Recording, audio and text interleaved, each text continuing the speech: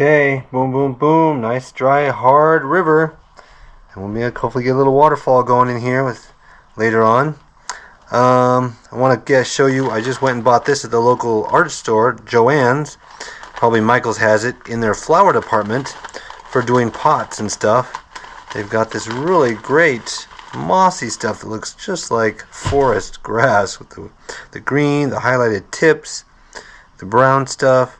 So we're going to cut a chunk of this, fit it down in there, and then cut out a part for the river and where the waterfall is. So 2 parts there, and the trees will go right through here. Yeah.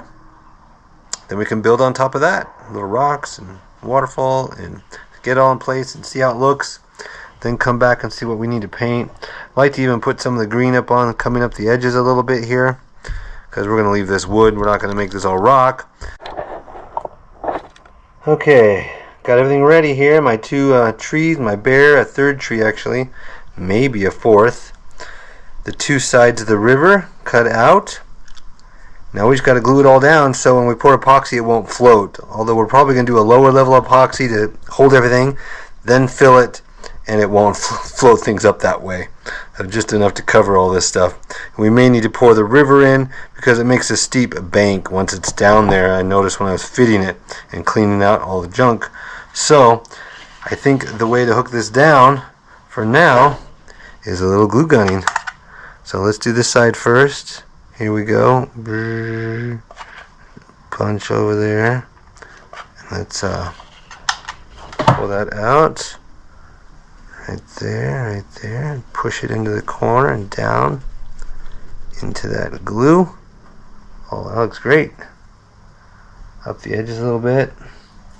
Alright, let's time lapse the rest of this. Here we go.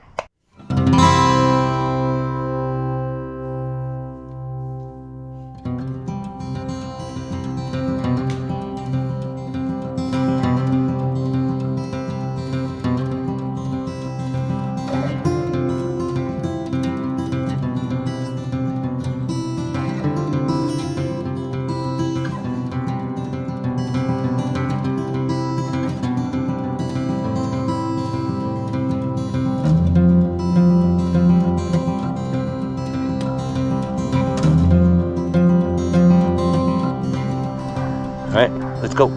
Okay, we just went out in the yard and grabbed some rocks and some more type of actual true trees and limbs and things. Gonna make a stump down there with the dead tree going across the river. A piece of bark laying down back there. A dead tree and some bark up here. And then some rocks. I'm trying to figure out what rocks to use from the yard here. Tend to think smaller is going to be better because this is a small scene here.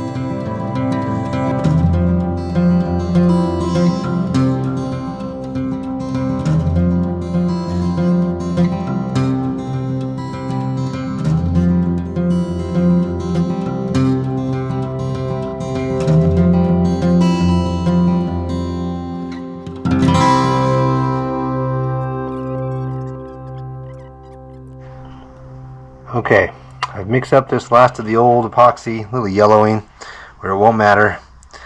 And I'm going to pour some on everything there to help hold it all down. Then the leftover we're going to pour into another dish and do blue and up the edge here and let it fall down. Then I want to put some dots of white in here so we have some waterfall white at the bottom where that water is splashing, right? And help with the effect the best we can. But before we add any color, we need to use some of this. We got quite a bit here in the moss, soaking through it, holding things down, getting everything sticky. There's a couple bubbles, but nothing to worry about. It's all gonna go in the bottom there. Mix, mix, mix. It's never ending mixing.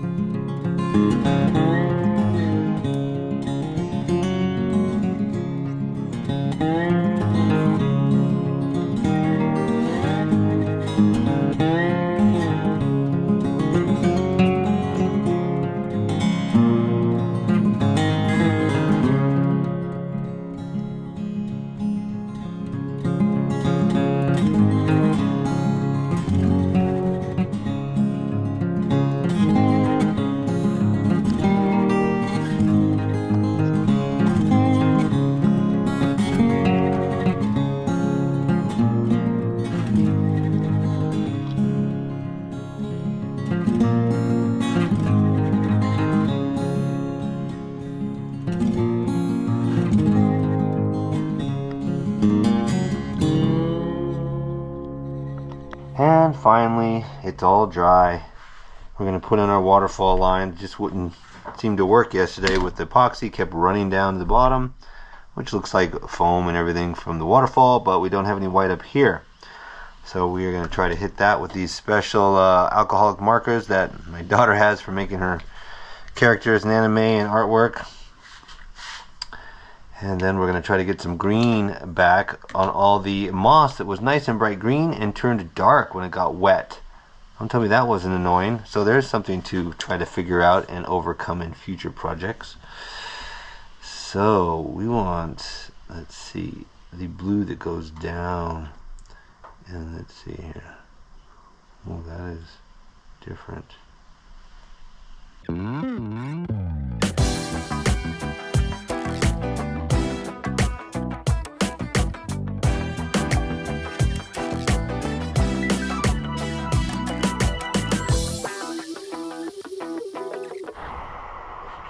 Alright, we are ready to fill this up with epoxy, high as we can get. There are cracks in here, so a couple things we want to do before we get started. First, these cracks that go in here, the epoxy is going to go out in those cracks. We did the bottom already, but we want to be double sure that our bottom is covered here and none of the cracks that are sticking out where it can leak, because as we learned with this epoxy, it's liquid water for a long time, and it could just slowly work its way out. I fear it coming through some of this. That's double layered. This is the bottom. It's already been epoxy. That can be taken off actually. I think we're okay there. We'll just worry about the centerpiece and any cracks coming out. Good grief. The garbage truck goes by. I shut it off. The neighbor starts his hot rod car making noise. I can't win. The second thing is, are we level? Left to right here, pretty darn good. Slightly high on this side, not an issue. We were really high on this side until I fixed a block in that corner over there of the table. Now we're just, hey, that's perfect over there. Slightly high. Oh yeah, slightly here. So best we can do is throw a little shim on this side over here. See what happens. Oh yeah. We are ready to mix up enough of this to fill here. If I put the bucket here, it's pretty much right at 24. So we're going to do 8 ounces of the hardener and twice that much to 24 of the liquid epoxy. Here we go. Liquid glass, 8 ounces.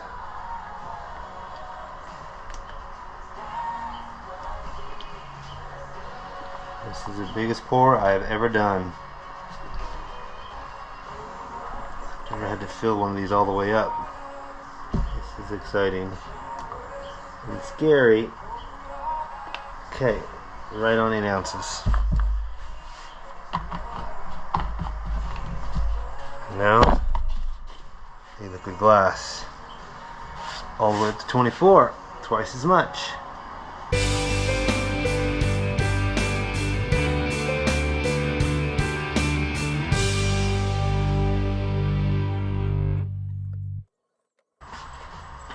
Alright. Now we mix. And we mix. And we mix. 8 minutes it says of mixing. We'll probably do 10. This little stick. You can see it seems to be easier to mix this without getting bubbles in it when there's more in the jar. So I can go around pretty fast. It doesn't whip up bubbles like it does when you have less. So that's a good little tip to know. It's getting stringy. It's going to start clearing up when these get incorporated. And then we got to keep mixing for a while. Alright, it's coming pretty clear. There's only a little bit left. But I want to show you something. I don't know if you can see it, but we're going to try it. Scrape the edges and look at those strings that come in. That's what they talk about. Don't scrape your edges into your project because those edges are not fully mixed and incorporated. Go like that. I bring them in. You can see them whip. See the little string there? Right? So the more you can do it now, scrape your edges, run your stick against the edges, bottom, out, the outer edges, the more you can incorporate everything and not have anything that's unmixed. Alright, another little pro tip. But you probably still don't want to scrape your edges into your project. Add a little bit more in there because there's an antenna. I don't know if you can see it over on this edge sticking up in the air. So we threw a little bit more in. I already see some specks of dust in there. They suggest 8 minutes. I'm going to go a little bit longer. Alright, while I was doing all that mixing, I was trying to figure out the best way to get it down here without creating a lot of bubbles. And I've seen them pouring it against a stick so it runs down in there like that. Definitely you could try that. Thinking of pouring it in here and letting it run down and slowly fill up. Kind of from the bottom up, pushing air bubbles out. But look how tall this is. This is scary. I feel like it's gonna run down this. So we're gonna try over here to put it up against this and go. Oh, it's not.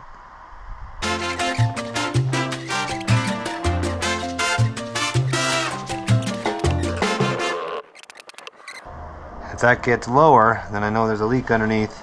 Stays the same, and add some more to it.